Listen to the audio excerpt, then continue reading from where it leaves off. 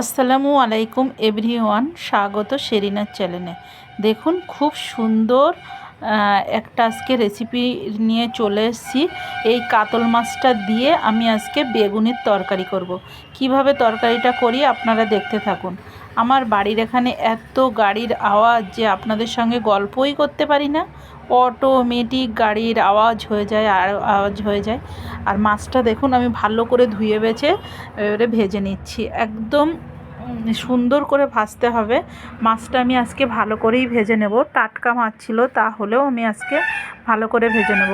মাছটা ভেজে নিয়ে এই তেলের ভিতরেই আমি তরকারিটা রান্না করব। দেখেন কত সুন্দর করে ভাজা হয়েছে। এধারে পেঁয়াজ ঝাল কুচিয়ে নিলাম, আর ওই যেটুকু তেল ছিল ওই তেলটাই রান্না করছি। বেশি আমি তেল দেব না আজকে তরকারিতে, বাড়িতে খাবো তো ওই জন্য।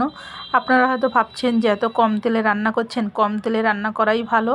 অল্প তেলে অল্প মশলায় ঘরোয়াভাবে রান্না, এটাই তো বাঙালির মানে এই খাওয়াটা কিন্তু অনেক ভালো।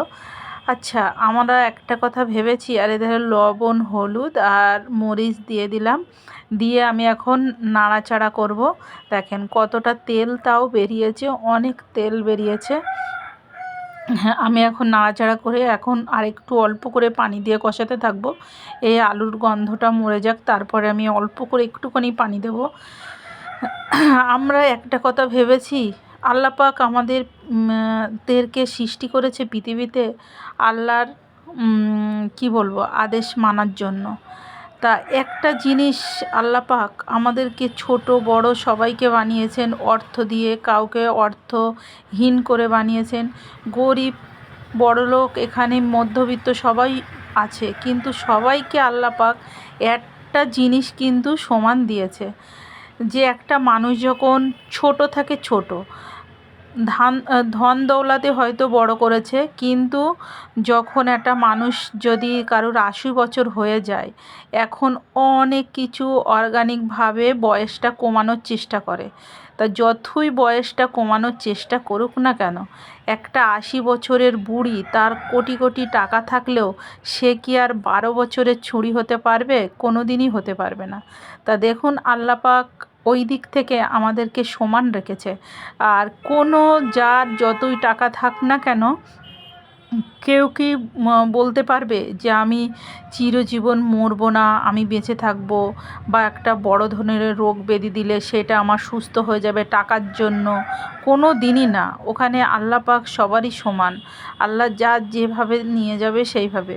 ওই জন্য বন্ধুরা, টাকা পয়সা এখন চলতে গেলে সময় লাগে, কিন্তু এই দিক থেকে আল্লাহ পাক আমাদেরকে সবারই সমান জায়গা দেখিয়ে দিয়েছে, যে তুমি যতই টাকা পয়সা থাক না কেন, মৃত্যুর পরে এক জায়গায় যেতে হবে।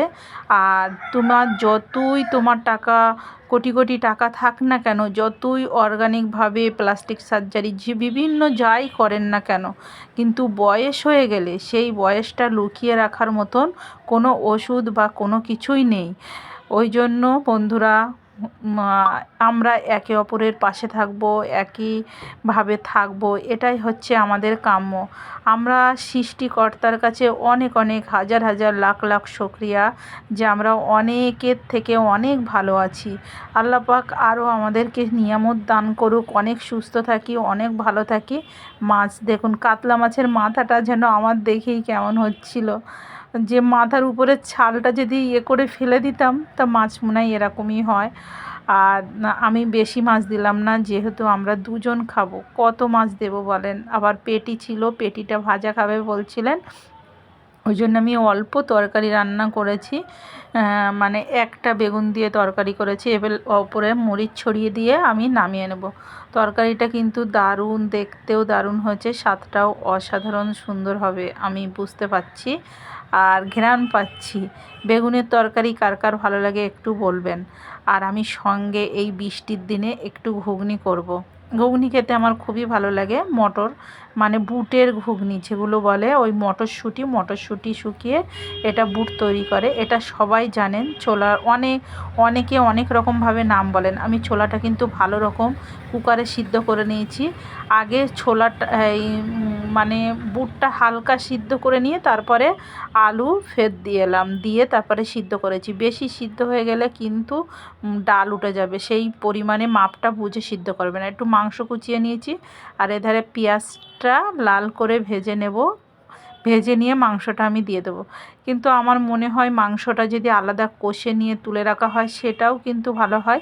তা যেহেতু বুটটা সিদ্ধ করা বেশি সময় লাগবে না, ওই জন্য এইভাবে রান্না করলেও কোনো সমস্যা নেই।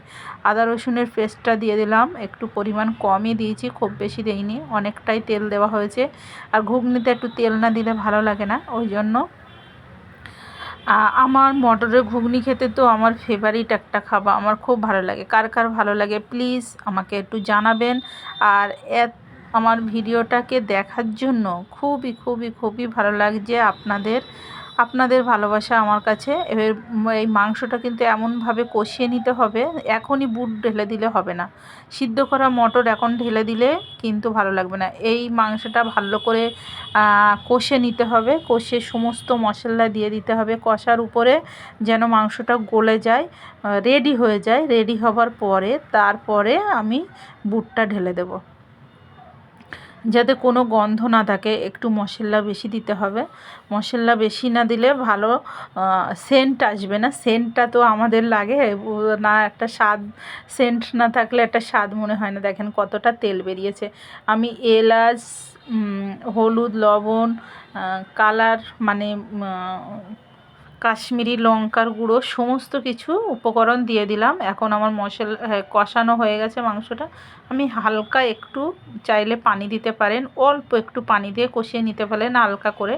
আর নাও চাইলে আপনি এই ছোট ছোট করে মাংসের কিমা করা আছে, এই কিমাটা আমি অল্প একটু পানি দিয়েছিলাম যাতে মশলাটা না পুড়ে যায়। এবারে আমি বুটটা ঢেলে দেব। এইভাবে কিন্তু মাংস দিয়ে বুটের ঘুগনি রান্না করলে অসাধারণ সুন্দর ভালো লাগে, খেতেও দারুণ লাগে। এই বৃষ্টি হচ্ছে বলেন, এই বৃষ্টির দিনে যদি এরকম একটু মানে হাতে বাটিতে করে যদি এরকম লেবুর টক, শসা কোচানো, ঝুরি ভাজা দিয়ে যদি এরকম ঘুগনি যদি না খাওয়া হয়, সেই ঈদের সময় খাওয়া হয়, তাহলে ভালো লাগে বলেন। ঘুগনিটাও খেতে খুবই ভালো লাগে। আর কজন মেয়ে আসবেন বলেছিলেন বিকেলবেলা আমাদের বাড়িতে, ওই জন্য বিশেষ করে আরও ঘুগনিটা বানালাম। আর ঘুগনিটা খেতে কিন্তু অসাধারণ সুন্দর হয়েছিল, সবাই বলেছিল খুবই ভালো হয়েছে, খুবই টেস্ট হয়েছে। এই দেখেন একদম ঘুগনিটা পারফেক্ট হয়েছে। আমি হালকা করে নেড়ে দিয়ে এবারে পানি দিয়ে দেবো। দেখেন একদম আলুটা গলে মাখা মাখা হয়ে গেছে, আর ঘুগনির কালারটা দারুণ চলে এসছে, দারুণ। পানি দেওয়ার পরে আমি এখন হালকা আঁচে একটু ফোটাতে থাকবো, যেহেতু আমি আগে কষিয়ে নিয়েছি, আমার আর এখন বেশি সময় লাগবে না ঘুগনিটা হতে। ঘুগনি কিন্তু অনেকে দেরি হয় রান্না করতে, আমার খুব তাড়াতাড়ি সংক্ষেপে ঘুগনি সিদ্ধ করে নেই, বুটগুলো দারুণ তাড়াতাড়ি হয়ে যায়। বন্ধুরা ভালো থাকবেন, আল্লাহ হাফেজ, দোয়া করবেন। আপনাদের দোয়া আমার কাছে অনেক অনেক ভালোবাসা, আর আমিও দোয়া করব আপনাদের জন্য।